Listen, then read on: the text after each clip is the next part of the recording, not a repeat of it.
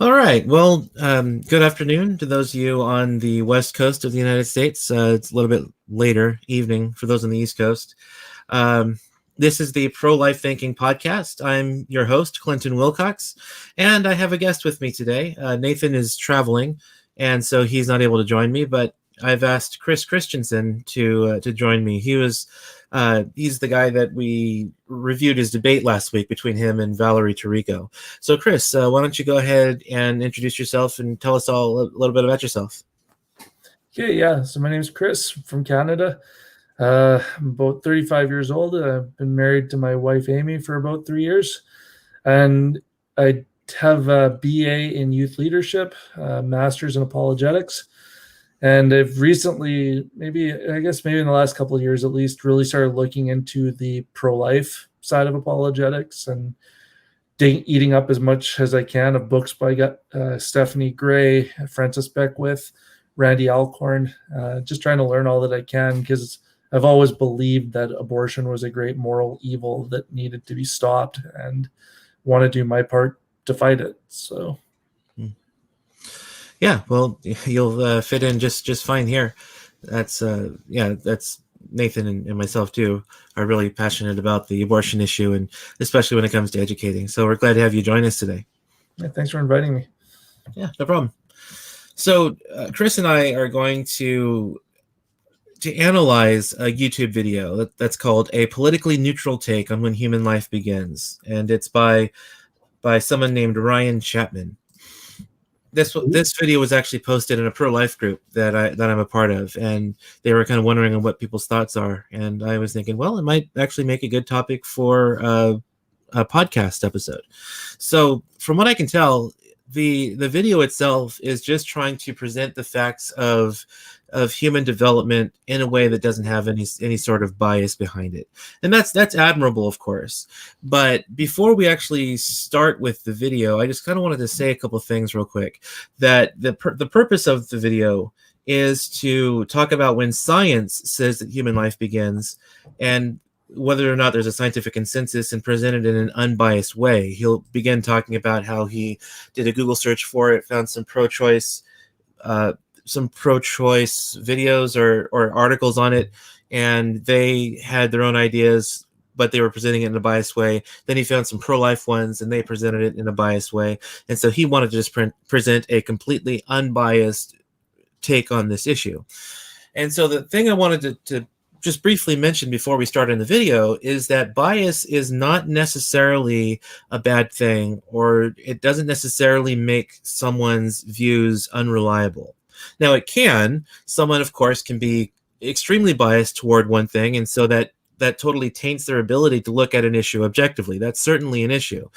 But just being biased in and of itself doesn't mean that the information presented is wrong or is unreliable. What matters is the evidence that they present for their position.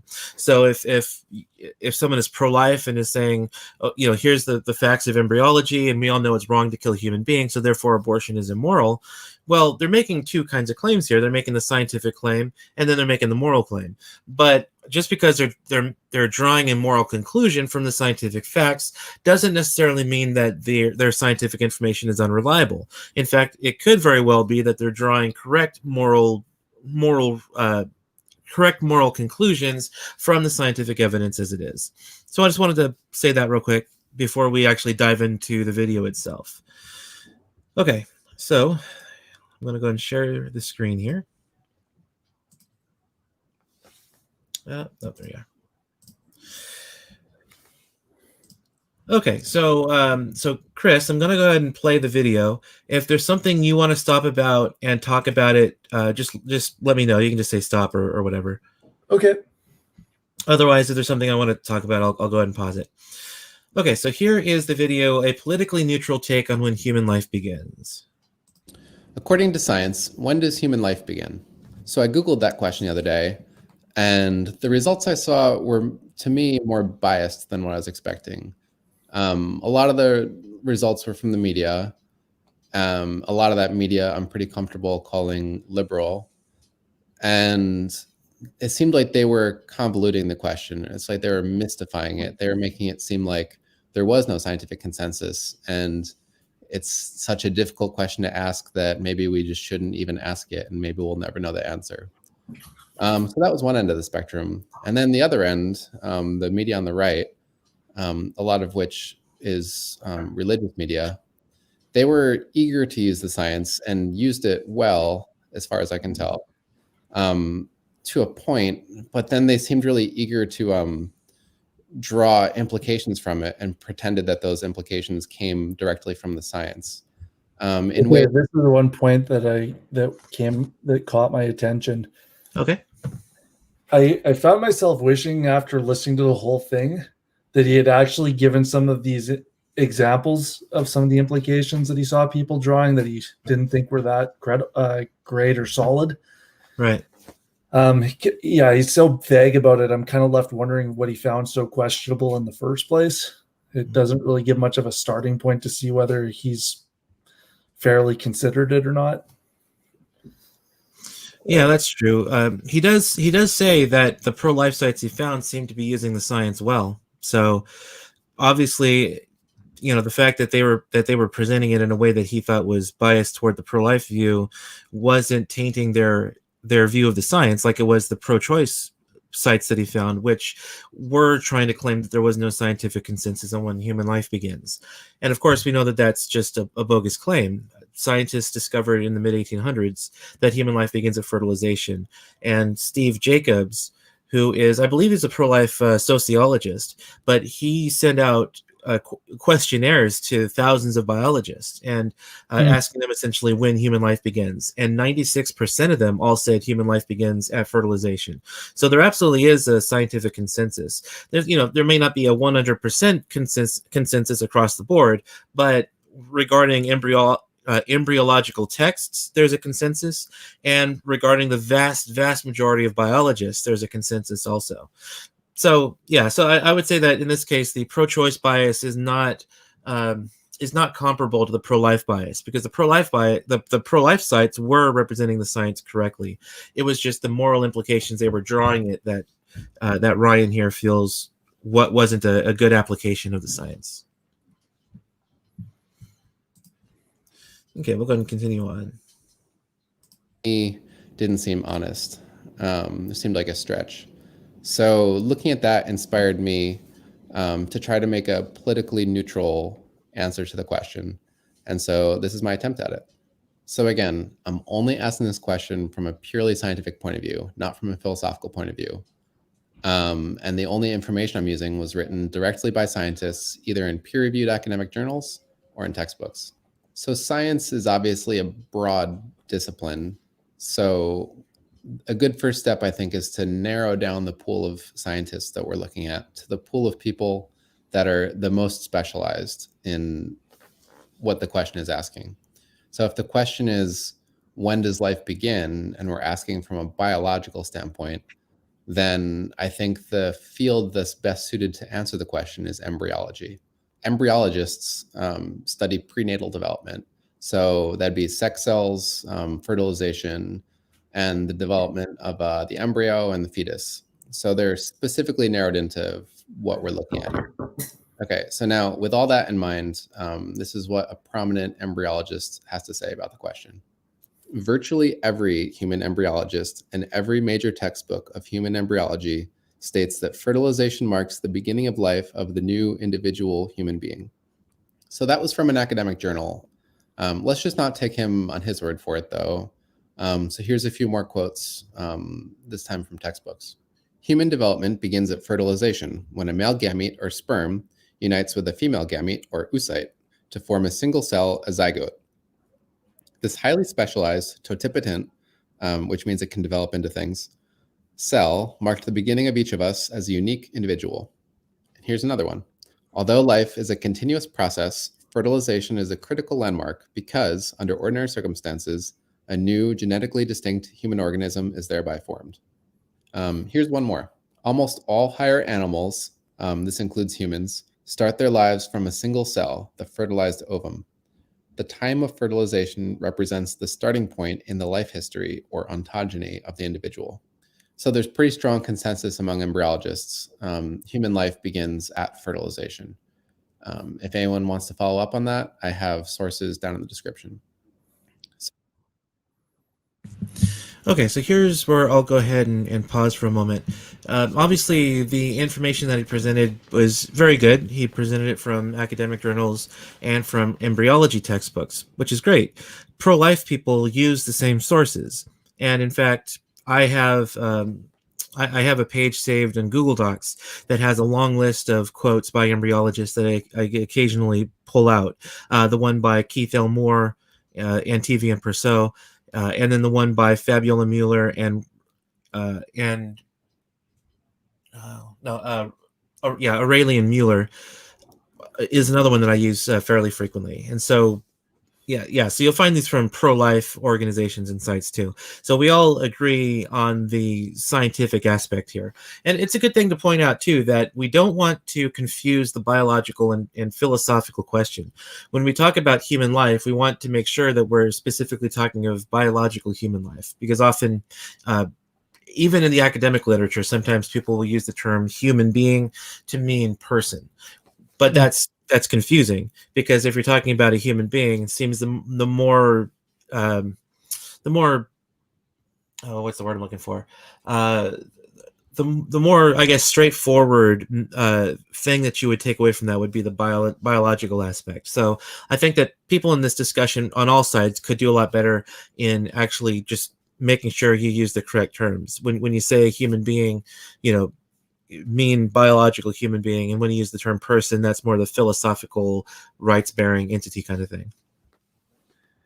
Yeah, no, I like how he does that distinction too and defines his terms on that. That's probably the most key thing to begin these discussions with. It's kind of neat that he's making that strong a case, because often what I find pro-choicers saying is, and maybe it's because they're conflating the two, but they'll often say, we have science backing us up. We know that it's, either not human or it's not alive. And it's like, okay, but which science are you referring to? Because all the ones from the relevant field seem to be saying the exact opposite. One guy I was talking to, he was trying to say that it wasn't human because it doesn't have a spinal cord. He's like, it's not a mammal until it has a bone structure. And it's like, yeah, but if it wasn't human and a mammal to begin with, it wouldn't develop one. Right, exactly. Yeah, I think a lot of times in this discussion, they tend to overlook that human development is a process. Yeah, it's true of mammals that they have a vertebrae and that they have hair, among other things. But you don't start with those things. You have to develop those things after a long process of development. So whatever is biologically X remains biologically X and is biologically X from the very beginning. That goes for human beings, that goes for dogs, that goes for cats, etc., etc. So yeah, the whole point of human development is often lost in these discussions. Be like I'm still new to some of the terms, but that would be like talking basically about necessary versus sufficient, right? For what makes something a certain being, or not necessarily that. Okay. Because when we're talking about development, we're talking about more of like what their capacities are. And so in fact, I think you've probably encountered those terms when you read Frank Beckwith, and I think you might have used it in your debate too, that the reason that mammals, for example, we usually think of mammals as entities with hair.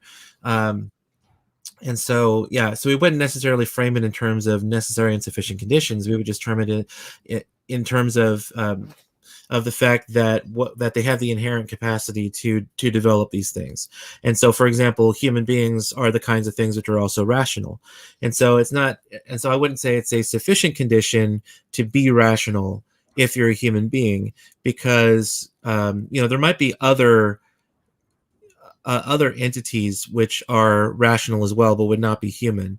And so, I wouldn't frame this in terms of necessary or sufficient conditions, because it's still the case that an embryo is a rational entity. It just needs time to develop its rationality. So it's not just that it's a sufficient condition to it's a sufficient condition of humanity to be rational, and so the unborn is still human despite being rational. It's more like it is a rational entity. It has the inherent capacity for rationality. It just needs time to develop that. Okay, so we'll go ahead and continue on with the video here. So fertilization is when the sperm reaches the egg, and then they fuse together to make one organism. So the sperm had 23 chromosomes, the egg had 23 chromosomes, and then they fuse together and make a new single-celled organism called a zygote. And then that zygote directly grows into whatever you look like now.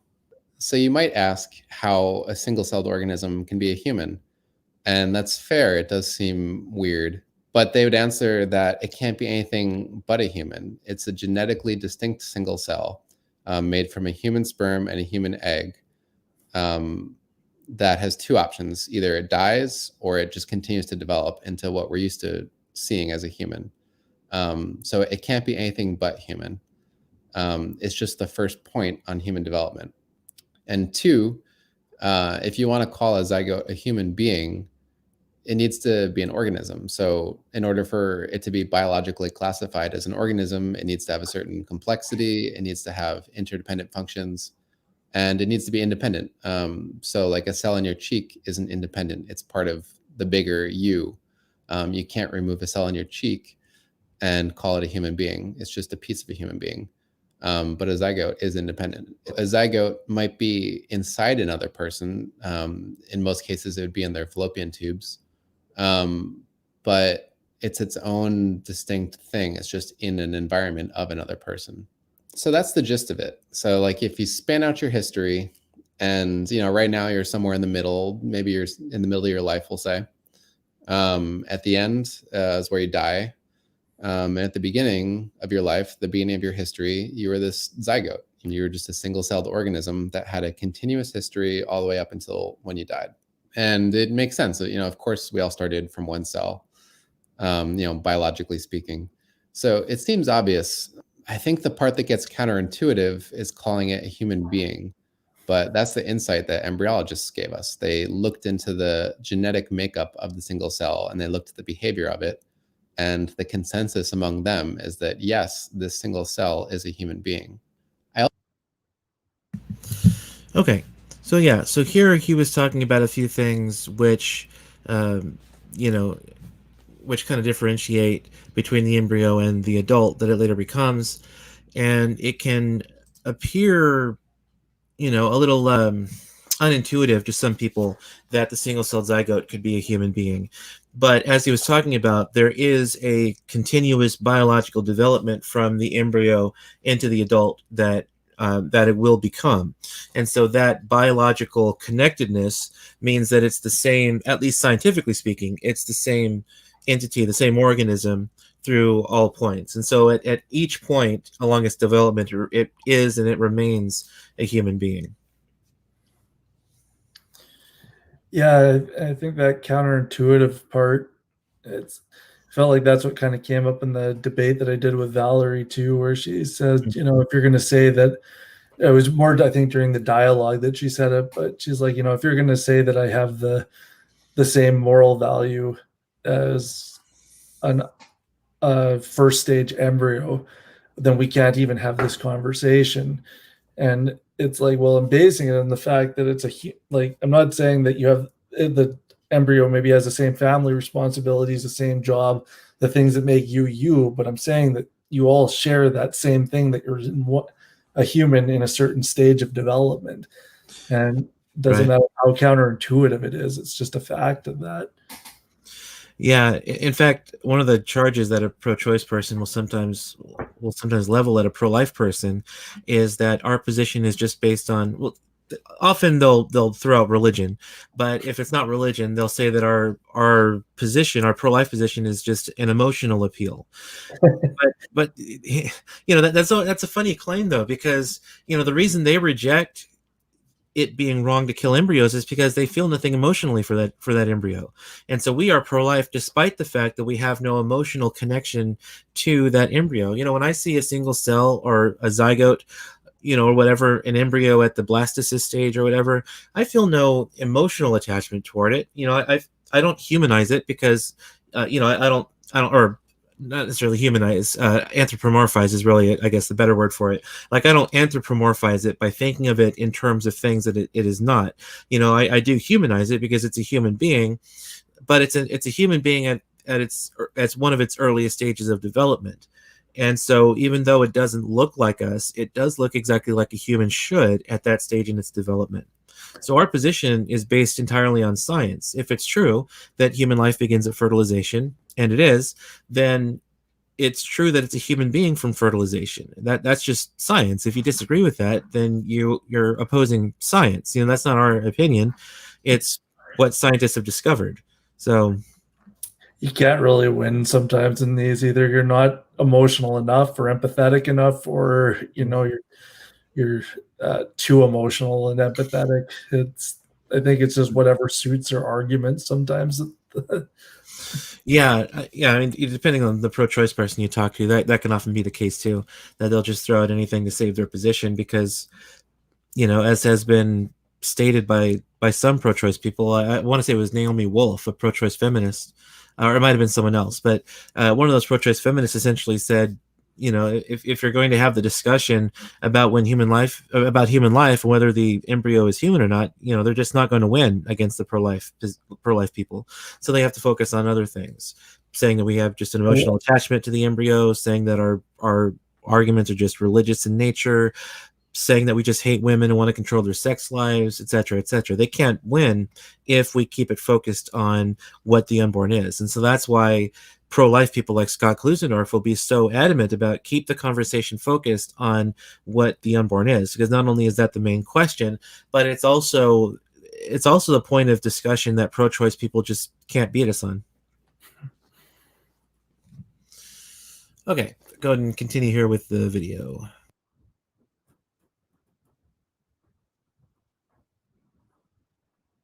I also want to point out that there's a grammatical distinction, and this is important. There's a grammatical distinction that embryologists won't make, and that's calling a zygote a human person. They'll call it a human being, a human organism, human life, but embryologists won't call a zygote a human person. So that's the line in the sand that they've drawn.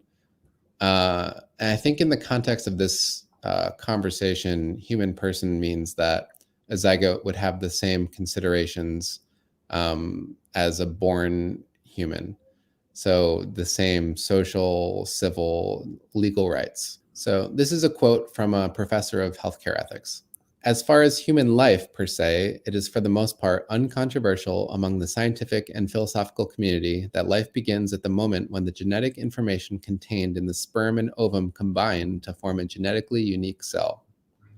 However, what is controversial is whether this genetically unique cell should be considered a human person. So that's the line. I think that's as far as we can currently push science without bringing any kind of moral interpretation into it. You might be watching this video and you already know all this. And if that's the case, great, we're on the same page.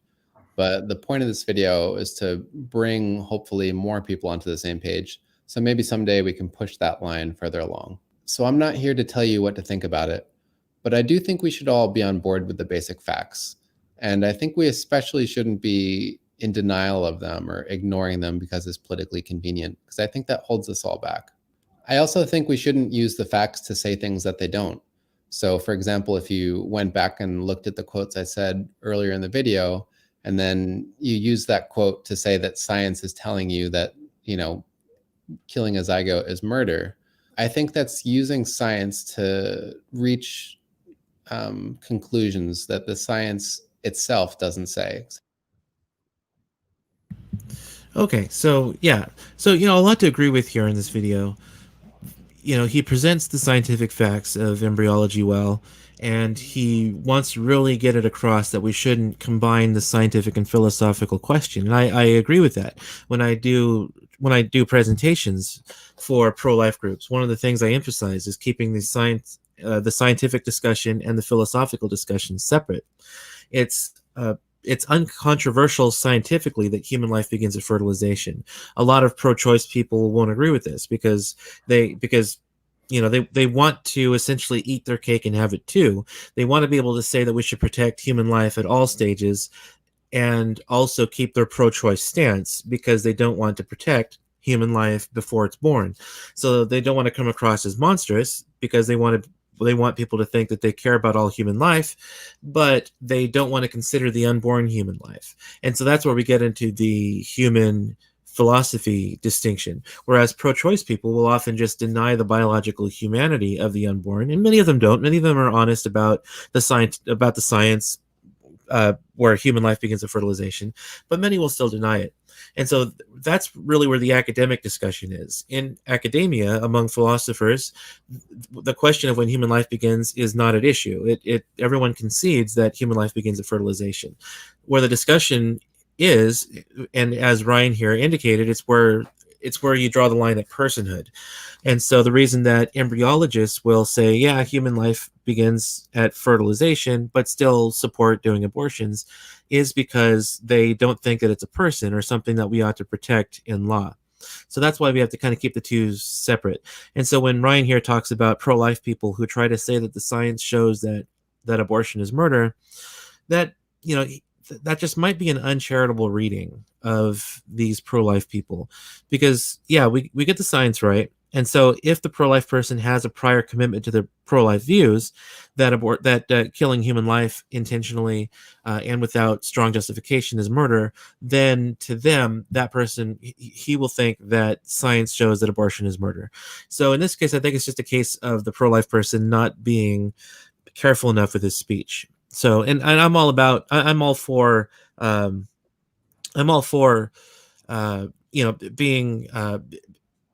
being deliberate about your words. So I absolutely think that as pro-life people, we should start using our terms more carefully. What I like with it is what Stephanie Gray does, I think, where it's like, she doesn't do what he's saying, which is to jump from, it's killing a biological human life, to murder. What she does instead is she asks the question, why are they saying that this human at this stage of development isn't a person? And she's showing that it's discrimination based on age. Like this, it's like if we were starting to say a 3-year-old isn't a person, so-and-so isn't a person. And then it's discrimination based on age, which then they're using to justify killing. And it kind of ties into other acts of discrimination and atrocities that way. And there's that's the approach I've always kind of appreciated with it, because nobody likes to be thought of as like discriminatory. We all like to think that we treat all humans equally. So if you can at least open people's eyes to that's a possibility of what they're doing, I think sometimes it kind of has that shock value of like, oh, well, I don't want to do that. So, you know what I mean? Yeah. Right. Okay, so we'll go ahead and finish the video off here and then finish up our comments on it. So I think you're bringing your personal opinion into it, which is fine. You have every right to do that. But I think that you should own that that's what you're doing. Here's another quote. It's not from an embryologist, but it says everything I want to say right now. Establishing by clear scientific evidence the moment at which a human life begins is not the end of the abortion debate. On the contrary, that is the point from which the debate begins. So on that note, I'm going to wrap things up. I hope this was helpful.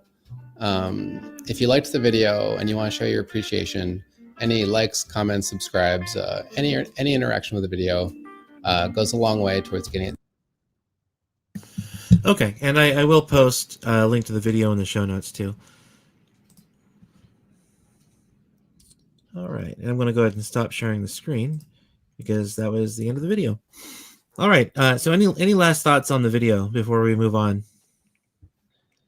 Yeah, I'm curious. I really hope that he posts a follow-up one, see what other conclusions he comes to from that. I'd be interested. I tried to actually do a little bit of a background look at him just to see if I could find out anything about the rest of his views, either politically or religiously.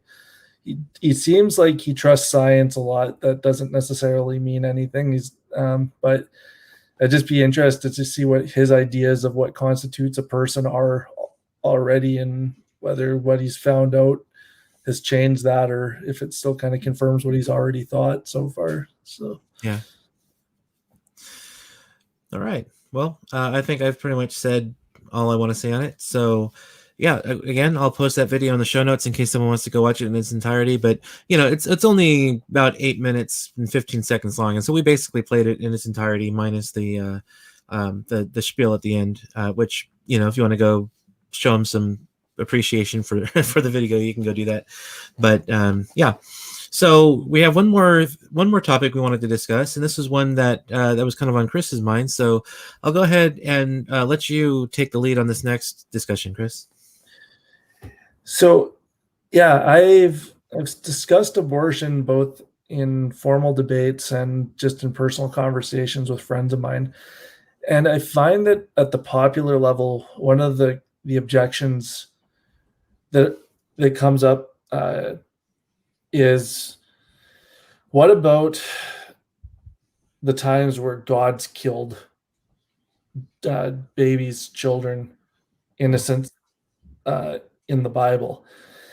And the other day I was talking to a friend specifically about abortion in the case of rape. And what I had argued was that while I understand why somebody that's been raped would want to have an abortion to kind of be free of that reminder, it seems like we're punishing the child for what the father did. And usually that's not what we do in Canada. We usually try to punish the person directly. We don't punish somebody that's not responsible. But then what they did was they pointed to the story in Samuel where David committed adultery with Bathsheba, and he repented, so God didn't kill him, but God did take the life of their child. And he said, well, doesn't that seem to be a case where God is actually punishing an innocent life for something that David did? So could that not possibly be a justification for doing that abortion in the case of rape? He didn't put it quite in those words, but that seemed to be kind of what he was getting at with it. Mm-hmm. So, I mean, I've thought about it a bit myself, and to me, there's reasons why I think that it was probably the best option for what happened, but I'm kind of just curious to, I guess, discuss it and see what sort of answers can be generated for it. Yeah. So what are your thoughts on that? I can give you mine in a minute, but I'm just curious what you think about it. My thought is this. I think about Israel's law and what God commanded to give the death penalty to somebody in the first place. Mm-hmm. And so you needed at least 2 witnesses in order to convict somebody of a capital offense that way. There wasn't that in the case of David. God knew what happened, and maybe one other person knew what happened, but it didn't seem like anybody was really coming forward. So in that sense, like, I think that maybe God was following the law that he set there by not putting David to death. But I think still at the same time, David was showing signs of being like a lot of other kings at that point, being willing to power rape somebody and use the his kingly station to his advantage. And so God needed to do something to show him the seriousness of that. And so in a sense, I guess I'm saying it was collateral damage in a sense. It was the only way at that point to effectively punish David without breaking the laws God had already put in place for Israel. I don't know if that makes any sense, but that's the idea I've been playing with. Well, it does. I mean, it's there are a lot of Christian thinkers who have argued that God uses tragedy to sort of wake us up. Like C.S. Lewis said that it's the megaphone to rouse a dying world or something. It's been a while since I've read that book. That's similar to it. I believe that comes from the problem of pain. And so it's very possible he could have used the death of David's child as kind of sort of give him some kind of idea of what it was. I mean, that wasn't the only thing, because God also sent the prophet Nathan, who showed David the reality of his sin by using an analogy and kind of hiding his intention and letting David basically condemn himself, and David ended up repenting. So it could be that, it could not be. The main response I would give to something like this is just to remember that there's a difference between what God can do morally and what we can do morally. Just because God does something does not mean it's morally permissible for us to do something. There's an example pro-choice people love to use. I believe it comes out of Exodus. It might be the passage in Numbers, but I want to say it's the passage in Exodus where it talks about how if a woman is caught in adultery, they have to mix water with wormwood, drink the water, and then if she was not guilty, nothing would happen. If she was guilty, her womb would shrivel up. And so some people take that to be kind of a biblical example of an abortion. Well, it may or may not be, because the idea was that she would become barren. But if there was a child that had already been conceived, that would likely kill the child too if that happened. So really, it wasn't a case of abortion per se. What it was is because Israel, the nation of Israel, considered children to be such a blessing from God, and they considered a barren womb to be a curse, that any woman who was actually guilty of the crime would refuse to drink the water with the wormwood and refuse to let her womb be shriveled up. So that was a way to kind of weed out who was actually guilty of the crime, because someone who was not guilty of the crime would drink it no problem, because nothing would happen to her. Yeah. So we have to be careful about reading an anachronistic interpretation back into the passages, for one, but we also have to remember that humans are not the author of life. God is. So just because God takes a life for whatever reason does not mean that we are justified in doing so. And because, for one thing, God has, God created life, so he's the only one with the authority to take it. But he also has, he's omniscient. He has all knowledge of everything and counterfactuals. What would happen if X occurs? What would happen if X doesn't occur? Those kinds of things. So really only God is the only one with the wisdom to affect the course of events in such a way. On top of the fact that, God is a God of mercy, and that, so I think that even though he did allow David's child to be killed for this reason, well, I'm not a person who thinks that, I'm not a Calvinist, so I don't think that only the elect go to heaven. I think that if a child dies before the age of accountability, they'll be in heaven. And so I don't think that God was doing necessarily anything wrong to the child by allowing the child to die, because he basically went right away into paradise with God, and so or to Abraham's bosom, awaiting the final resurrection, etc. But yeah, so I don't think God did anything wrong to the child, even if he was using the death of the child as an illustration to David of what David did to Bathsheba's husband. So that's basically how I would respond to that kind of an argument. Well, that makes sense. I mean, usually another response that I've thought of in the past is, especially, is to kind of bring home the point about what God has a right to do, and kind of like the dissimilarities between the scenarios in abortion. Yeah. Like if you want to use this as something to say, okay, well, you're allowed to kill an unborn child or whatnot, it's like what you should be doing then is taking somebody to a clinic or whatever, and then waiting to see if God himself does the procedure, because it wasn't a human making the choice at that point. It was God's judgment. Right. That's the only thing that you've really got a precedent for at that point.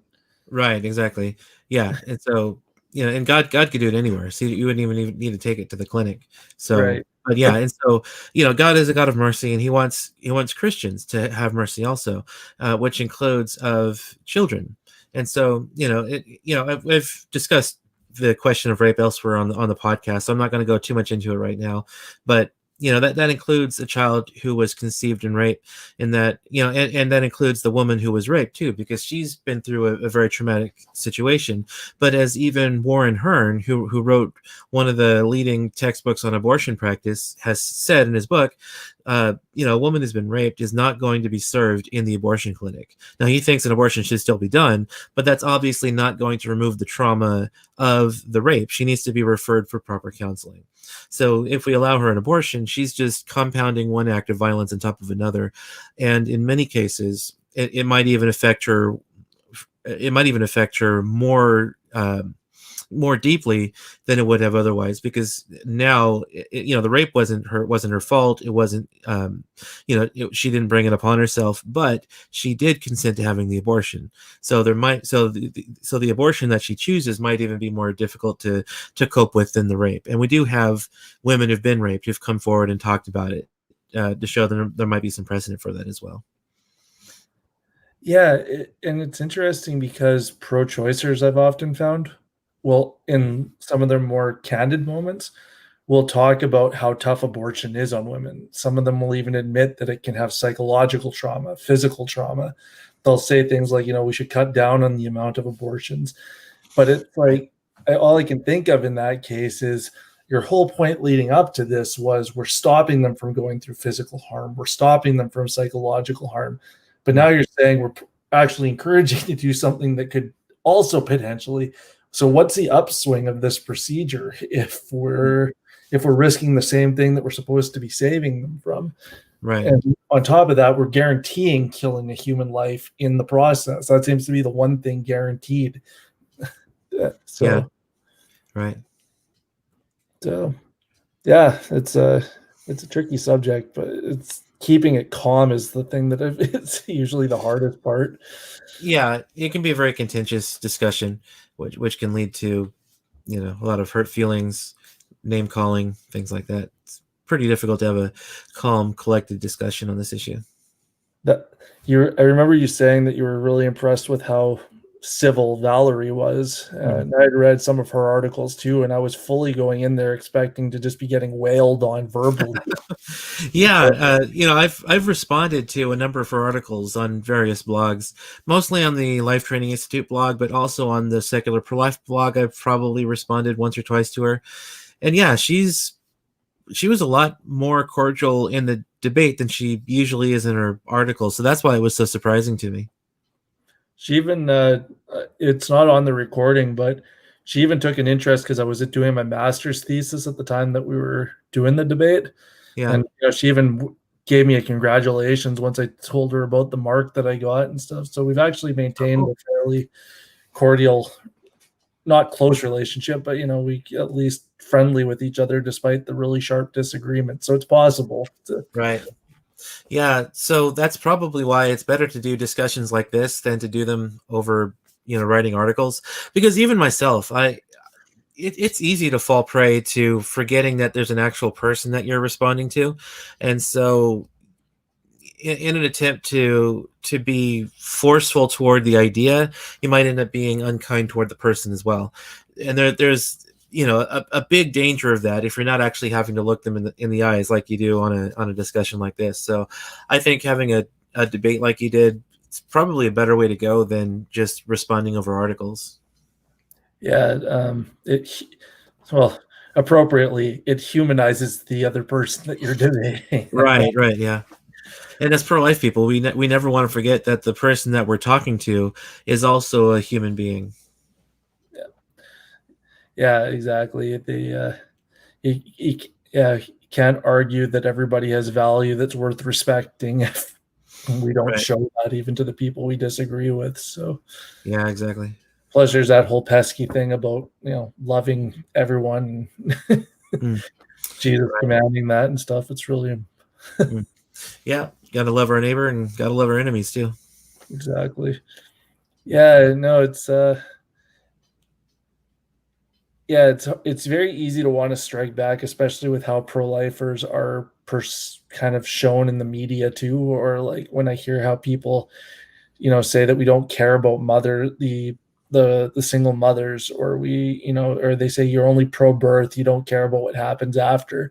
And I mean, I follow people like Laura Clausen. I follow other groups that actively try to raise funds for these parents too. And it's like, what are you guys looking into that you don't know what all pro-lifers are doing? I think that's the other part, is being able to educate them. Yeah, a lot of pro-choice people are just kind of in an echo chamber. Secular for Life actually has been posting about this on their Facebook and on their Twitter as well, that they'll talk about how pro-choice people will say things like, "Oh, if you oppose abortion, unfriend yourself. I don't want to deal with you." And then they'll go around saying things like, "Why don't pro-life people care about these things?" Or like, "Why don't I ever see pro-life people talking about these things?" And well, it's because you unfriend everybody. That's why you don't see them. So yeah. Yeah, is it Francis Beckwith who said, I think, use the example where, say, somebody says to you, you can't be pro-life unless you're willing to adopt. And he's like, that's kind of like saying you can't be against spousal abuse unless you're willing to marry the person that's getting abused.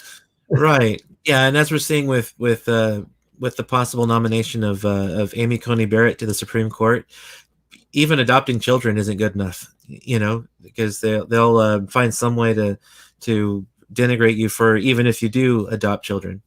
So, yeah. What's going on with that? I think I've heard it alluded to, but I don't know the details.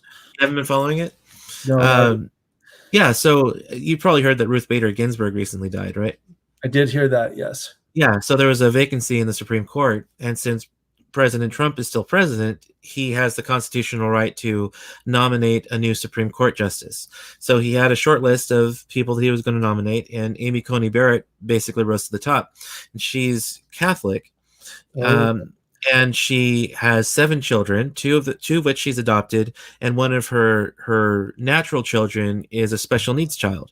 And so she basically counters most of the pro-choice talking points because she's adopted kids, she's a parent of a special needs child, and she has 7 kids and is still able to hold down a successful career. So the pro-choice Democrats, or I should say pro-abortion Democrats, because they're definitely in support of abortion, not just pro-choice, but these pro-abortion Democrats are now saying that because Amy Coney Barrett adopted the 2 children from Haiti, that she's a racist for some reason, because adopting children from a different culture doesn't mean you're not racist. And there's all these reasons to think that her adoption was shady somehow. And the fact that she is anti-abortion means that they don't think she should be able to hold a position in the Supreme Court. And it's just all these, her credentials are impeccable. She is a graduate of Notre Dame, and she's on the 7th Circuit Court of Appeals, I believe. So she has the experience behind her too. So her credentials are impeccable, which means that the Democrats have to attack her personally in order to try and stop her from becoming a Supreme Court justice. And it's just a mess all around. So you really have to have an impeccable background if you want to be a conservative and on the Supreme Court. That's what I'm getting. Well, it would help, because at least that way you can appeal to your credentials, even if the Democrats think you're a monster because you adopt kids from Haiti, or because you oppose their golden calf of abortion. Yeah, people have to be able to see that's a stretch, though, that somehow you're racist and adopting, like, what are they trying to suggest? That she has a guilt complex she's trying to compensate for? Like, I don't know. It's weird, man. I've heard some stretches, but that one definitely is the most unique one I've heard so far today. Yeah, I mean, it's just the Democrats have a long history of attacking good Supreme Court nominees. They did it with Justice Bork, who I think ended up not being he was nominated, but I think he ended up being voted down. Justice Clarence Thomas was basically called an Uncle Tom by the Democrats, and they just made up all sorts of rumors and untrue things about him to try and keep him from getting onto the Supreme Court. There's actually a documentary released about it too. I'm not sure where you could find it anymore. I think it was on the PBS website for a few days for free, but you might have to go out of your way to find it now. But at any rate, yeah, and they did it with Justice Kavanaugh. They tried to accuse him of being a rapist, and yeah, it's just the Democrats fight dirty. Yeah, I can't say it's much better up here. I don't know if you guys heard about it, but I think it was a couple of years ago now. so Justin Trudeau, he's our prime minister, extremely left liberal leaning, and Yeah. one of the things he basically said is, if you want to be on my cabinet, you cannot be anything but pro-choice. Like he doesn't even leave it open to discussion there. But one of the things he also wanted churches to do up in Canada was, if they ever wanted government funding for internships that they were doing, they had to basically sign a piece of paper saying, we support gay marriage, we support abortion, and if you don't sign off and check everything, then you're not going to get any funding. Yeah, we had something similar going on here in California. Our governor, I forget if it was Newsom or if this happened under Governor Brown, but basically pro-life pregnancy care centers were basically being required by the California court. I forget if it was the California Supreme Court or the Ninth Circuit or whatever, but they were being required to refer out for abortions. Pro-life pregnancy care centers were. And now that's a clear violation of their First Amendment rights. I don't know, what kind of document you have in Canada that protects your rights, but here in the United States we have the Constitution, and the First Amendment guarantees a right to free speech and a right to freedom of religion and all these kinds of things. And so that was a clear violation of their First Amendment. But the leaders, at least here we're not a monarchy, but a lot of leaders tend to think that we are, and so you have to really keep them in check. The libertarians tend to sometimes not always be the most libertarian in what they expect of other people, I've found. Yeah, that's true. But with that, I guess, what ended up happening with that law end up getting, or that requirement end up getting struck down, or did it get passed? I'm sure it did. I don't think I followed it all that close, but I can't imagine it's still standing, because it's clearly unconstitutional. I'm sure they would have taken it to the Supreme Court and had it struck down. This is the United States Supreme Court, and had it struck down. Okay, yeah, it got the thing Trudeau was trying to push on us. I think it got overturned too, because a lot of people ended up speaking up and saying, like, look, this is what you're asking of us, and this is why we can't. So I'm thankful that people listen to reason on it, but I'm just wondering how many more times it's going to take before they get enough push behind them to keep it. That's right. Then we're going to really be in a tough spot with that. Yeah. So, I noticed maybe a cringe when I said a libertarian. A lot of the libertarians that I know up here are very pro-choice, and they would just like pro-lifers to keep their mouths shut and stay quiet about it. So that's what I mean about they're not very libertarian that way. It's not just yeah, libertarians seem pretty split here in the United States. Roughly half are pro-life, roughly half are pro-choice. Jo Jorgensen was running for president this year on a libertarian ticket, and she is personally pro-life, but she doesn't think the government should regulate abortion. So yeah, so that's why I couldn't vote for her. But so. Yeah, that's another position I've been running into a lot lately. I'm personally pro-life, but I wouldn't want to impose it on anybody else. And that's such a that's a cowardly position. It's just saying, I really don't want to argue with anybody about it. But really, what if slavery abolitionists had all said, I personally oppose slavery, but I don't think we ought to make it illegal. That's clearly absurd. Whether anybody supports slavery or not, the black people who are being enslaved were clearly having their rights violated. And so whether or not people agreed with you, you still need to make that practice illegal, so yeah. Or it could make it more personal. I'm not personally for sexism, but I don't think it's something that we should fight against, Yeah, right. Most people would accept that. Yeah, probably not. So yeah, I find that's kind of I think it's possibly the most annoying tactic that I find being used in this debate is we make a case that it's both a violation of human rights and it's murder.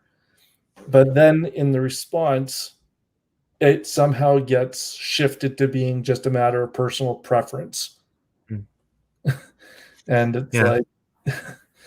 And it's like, yeah, that's just an unfair caricature of position, really. But yeah.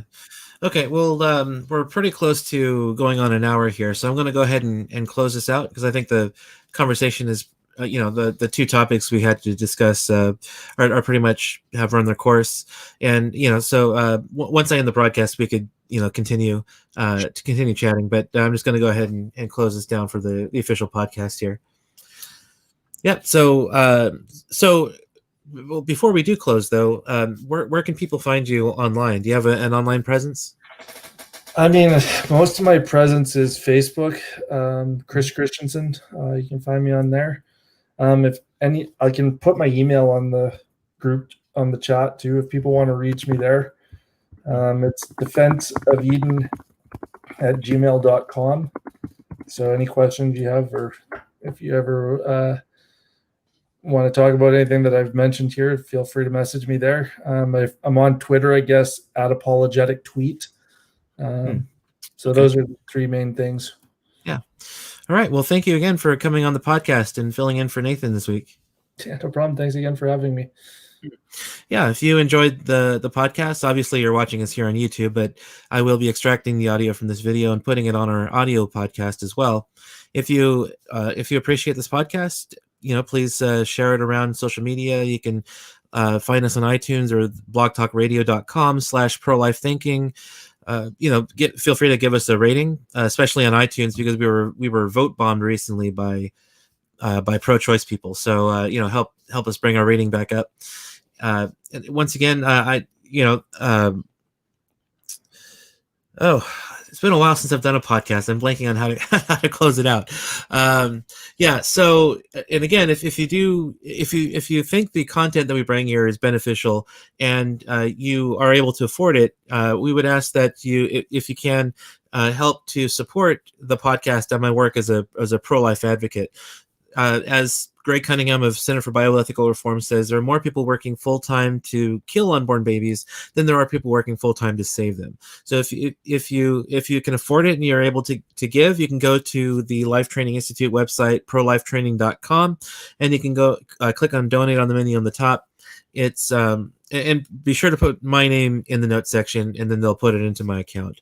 And donations are tax deductible. And then, so coming up in the next few weeks or so, we are going to be bringing on Christopher Kaiser, a pro-life philosopher, and we're going to talk about a new book he published called Disputes in Bioethics. That's going to be the well, actually, I do have. Yeah. Sorry about that. I should have had this ready, but I will. I'll cut this out in the audio podcast to make it smoother. Okay, so that's going to be the last Tuesday of the month, October 27th. We're going to have Christopher Kaiser on the podcast to talk about his new book, Disputes in Bioethics, and we're looking into having Mark Newman on the show too to talk about a recent book he released called Contenders, which you can find my review for on the LTI website. So once again, I want to thank you for joining us, and thank Chris for joining me here, and we'll see you next time.